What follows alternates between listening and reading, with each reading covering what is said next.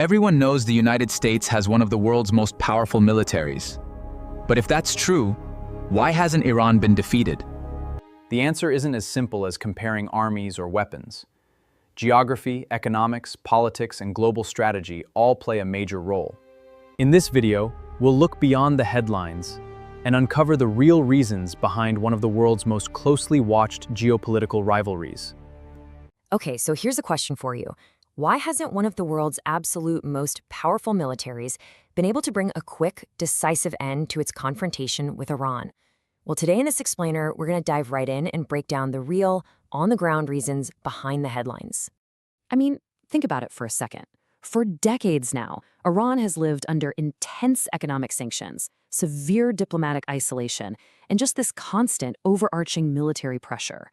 On paper, a lot of people assumed the outcome of all that pressure should be an absolute no-brainer.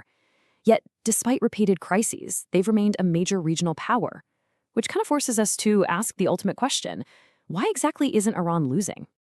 To find the actual truth here, we really have to look right past the fighter jets and the massive military budgets. We need to realize that this is actually a story deeply, deeply rooted in geography, history, and frankly, the rapidly changing nature of modern warfare itself. Let's start with Section 1, the military power paradox, which looks at this incredibly mismatched rivalry on paper.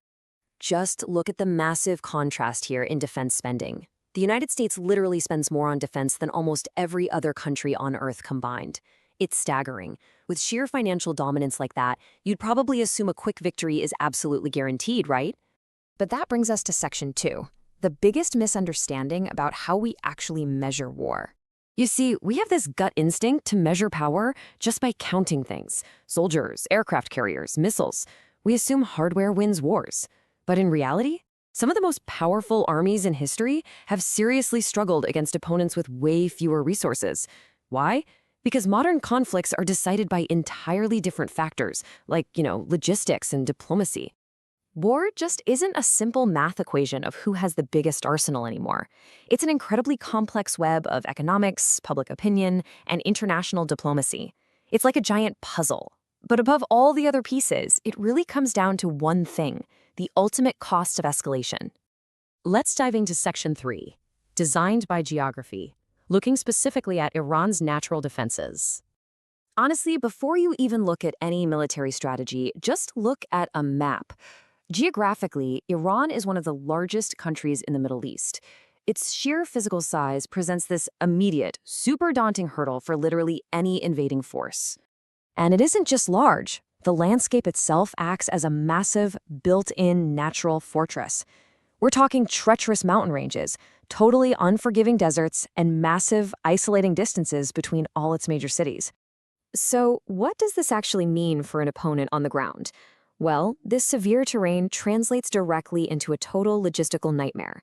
Those vast distances create incredibly long, highly vulnerable supply lines that are honestly almost impossible to defend effectively. Which brings us to Section 4, the global stakes and the all-important economic choke point. Although the Strait of Hormuz might look completely tiny on a map, it is without a doubt one of the world's most strategically vital waterways. This single, narrow passage gives Iran this immense economic leverage that completely flips the script on any potential military conflict. You might be wondering, why is it so powerful? Well, because a massive portion, roughly a fifth of the entire world's daily oil consumption, has to pass right through this single, narrow bottleneck. Basically, if you can control or disrupt it, you directly impact the global energy supply. Think about the domino effect here. It creates this terrifying chain reaction. Any major military conflict instantly triggers instability in the strait, which then causes global energy prices to immediately spike. And as those energy prices soar, the economic shockwaves hit countries all around the world, places that are completely detached from the actual conflict zone. Because of this massive economic chokehold, an attack on Iran just isn't an isolated regional event. It's an event that would rock global markets, inflate the cost of everyday goods, and directly hit the wallets of nations and regular citizens who have absolutely nothing to do with the dispute.